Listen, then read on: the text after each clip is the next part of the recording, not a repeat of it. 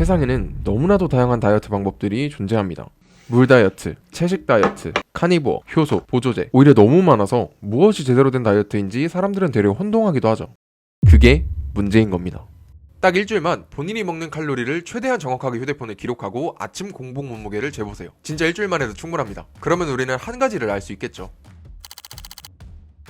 내가 몇 칼로리를 먹으면 살이 찌고 또 몇 칼로리를 먹어야 살이 빠지는지 그 평균값을 구하면 다이어트는 절대 실패할 수 없습니다. 3년 전 한창 운동을 했을 때 저희 유지 칼로리는 2,500칼로리 정도였고 지금은 운동을 못하니까 대충 300 정도 낮춰서 다이어트를 하고 있는데 벌써 5kg나 빠졌죠. 이 유지 칼로리 안에서 하루에 적게는 200부터 많게는 500칼로리까지 줄이면 무엇을 먹든 살은 빠집니다. 근데 인간에게는 항상성이라는 게 존재합니다. 처음 칼로리를 낮춰서 먹었으면 당연히 살이 쭉쭉 빠지겠지만 시간이 지나고 몸이 적응을 하면 절대 똑같은 칼로리로 살을 뺄 수 없습니다. 그렇기 때문에 시간이 지남에 따라 내 섭취 칼로리의 90, 80, 70%로 차근차근 줄여나가게 되면 여러분은 뼈다구만 남을 때까지 살을 뺄 수가 있는 거죠. 모든 종류의 다이어트는 이 유지 칼로리에서 파생됩니다. 여러분들이 한약을 먹든 효소를 먹든 유지 칼로리보다 많이 먹으면 살은 찌게 돼 있고 햄버거를 먹어도 이걸 지켜서 먹으면 살은 빠지게 돼 있는 거죠. 이제 이걸 알고 있는 상태에서 다시 돌아가 볼게요.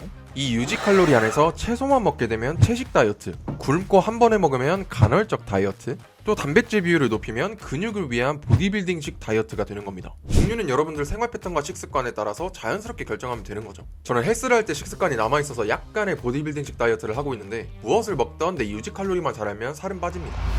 다이어트 끝입니다. 이제 이 습관을 유지시킬 수 있는 방법들만 잘 지켜나간다면 여러분은 무조건 다이어트에 성공할 수 있습니다. 첫 번째, 저는 저녁을 최대한 늦게 먹을 겁니다. 이건 제가 극단적으로 다이어트를 했을 때 썼던 방법인데 점심까지 먹고 저녁을 자기 전까지 참다가 먹는 거죠. 제가 추구하는 다이어트는 몇 시에 먹냐가 중요한 게 아니라 얼만큼 먹었냐에 초점을 두기 때문에 아침을 많이 먹던 저녁을 많이 먹던 하루에 내 유지 칼로리보다 적게 먹었다면 살은 빠지는 겁니다. 근데 이건 건강을 위한 팁이 아니라 오로지 다이어트만을 위한 방법이라는 걸 꼭 알고 계셔야 돼요. 일단 막연하게 지우지 말고 생각부터 해볼게요. 배달 어플에 들어가면 돈만 줘도 내가 먹고 싶은 모든 종류의 음식을 클릭 한 번으로 바로 먹을 수 있죠. 이 습관이 익숙해져 버리면 직접 요리하는 것에 대한 행복을 잃어버리고 계속해서 더 자극적인 음식을 찾을 수밖에 없는 거죠. 그래서 배달 어플을 지우라는 건 막연하게 배달 음식을 끊으라는 게 아니라 내가 직접 요리도 만들어보고 실패도 해보면서 조금 느릴 수 있지만 가치 있는 그런 소소한 행복을 느끼기 위함입니다. 그러니까 제가 지운다고 해서 똑같이 지우지 마시고 내가 이런 위험성을 알고 이걸 잘 조절할 수 있는지 스스로 한번 생각해보자는 겁니다.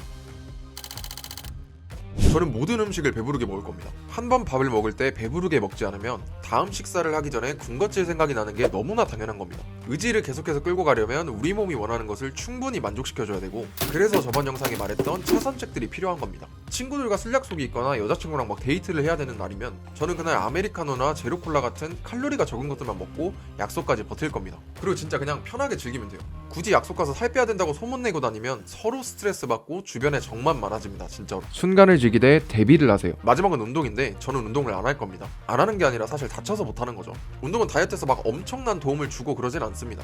근력 운동을 하면 근손실을 방지해주고 유산소를 하면 체력을 좀 더 올려줄 뿐이죠. 살 뺀다고 헬스장 등록 먼저 하지 말고 관점을 한 번만 바꿔보세요. 매일매일 운동을 하는 사람들은 얼마 되지도 않는 칼로리를 빼려고 운동하는 게 아닙니다. 행복하니까 하는 거죠. 뭐가 더 살이 잘 빠지는 운동인지 알아보기 전에 내가 스트레스 받지 않고 할 수 있는, 그러니까 내 성격이랑 잘 어울릴 것 같은 운동을 한 가지만 찾아보세요. 그게 산책이 됐든 무엇이 됐든 재미를 느끼고 꾸준히만 할 수 있으면 하기 싫은 걸 억지로 하는 것보다 훨씬 효율적이고 여러분이 흥미를 느끼는 순간부터는 알아서 운동 강도가 올라갈 겁니다. 2023년 우리는 인터넷에 떠도는 너무나도 많은 정보들로 인해 되려 퇴화되는 삶을 살아가고 있습니다. 그리고 다이어트를 향한 간절함을 상업적으로 이용하는 업체들은 그 점을 이용해서 더욱더 과장하고 포장해서 여러분들에게 마치 다이어트의 정답이라도 있는 것 마냥 왜곡하죠. 제가 오늘 여러분들한테 말한 방법들은 자신만의 방법을 찾을 수 있도록 도와주는 길잡이일 뿐이고 이제 여러분들은 나만의 다이어트가 무엇인지 찾아가셔야 합니다.